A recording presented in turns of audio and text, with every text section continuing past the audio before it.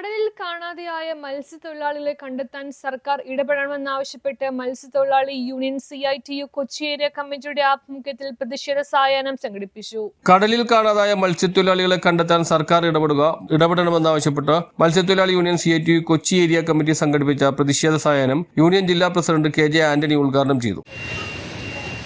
അവരോട് ഞങ്ങൾക്ക് പറയാനുള്ളത്, പുതിയതായി വന്ന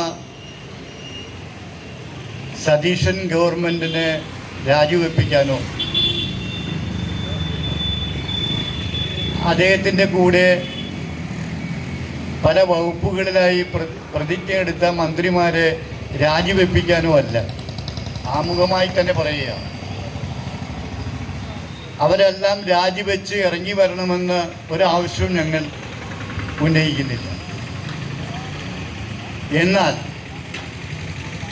ഒരു സംഘടന എന്ന നിലയിൽ, ഒരു ജനവിഭാഗം എന്ന നിലയിൽ, ഒരു ദുർബല ജനവിഭാഗം എന്ന നിലയിൽ കടലിൻ്റെ മക്കൾ പ്രശ്നം അഭിമുഖീകരിക്കുമ്പോൾ അവർക്ക് താങ്ങും തണലുമായി മാറേണ്ടത് കേരള സർക്കാരാണ്.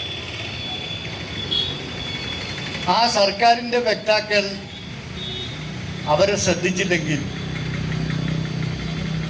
അവരെ സഹായിച്ചില്ലെങ്കിൽ, ഒരു കൈത്താങ്ങായി സഹായിച്ചില്ലെങ്കിൽ അവരെന്ത് ചെയ്യും? അവർ നിസ്സഹായരാണ്, പ്രയാസം അനുഭവിക്കുന്നവരാണ്. ലോകത്തെ ഏറ്റവും കൂടുതൽ അപകടം നിറഞ്ഞ ജോലികൾ ചെയ്യുന്ന രണ്ട് വിഭാഗമുണ്ട്. അതൊന്ന് KM റിയാദ്, PJ ദാസൻ. ഇതൊന്നും ശ്രദ്ധിക്കാതെ അതെല്ലാം സ്വാഭാവികമായി ഉണ്ടാകുന്ന കാര്യങ്ങളാണ് എന്ന് പറഞ്ഞുകൊണ്ട്, വളരെ പരിഹാസരൂപേണ പുച്ഛിച്ചുകൊണ്ട് ഒരു മനുഷ്യൻ ഇല്ലാതാകുന്നത് അല്ലെങ്കിൽ നഷ്ടപ്പെടുന്നത് അവൻ്റെ കുടുംബത്തിന് മാത്രമല്ല സമൂഹത്തിലാകെ അതിന് വേദന ഉളവാക്കും എന്നുള്ളത് ആർക്കും അറിയാഞ്ഞിട്ടല്ല. ഇപ്പോൾ കേരളം ഭരിക്കുന്ന മുഖ്യമന്ത്രിക്കും അതറിയാം. അത് വെറുതെ നിസ്സാരമായി കണ്ടുകൊണ്ട് കഴിഞ്ഞ സർക്കാരിൻ്റെ കാലത്ത് S. Gopalan, PC Roland, MJ Nelson എന്നിവർ സംസാരിച്ചു. News bureau, Mattancherry. Work at home ആയാലും വർക്ക് അറ്റ് സ്റ്റുഡിയോ ആയാലും സിസ്റ്റത്തിൽ നിന്നും കണ്ണെടുക്കാതെ ദിയയിരിക്കും. മുഖത്ത് പാടുവരികയോ കണ്ണിന് ക്ഷീണമോ തോന്നില്ല.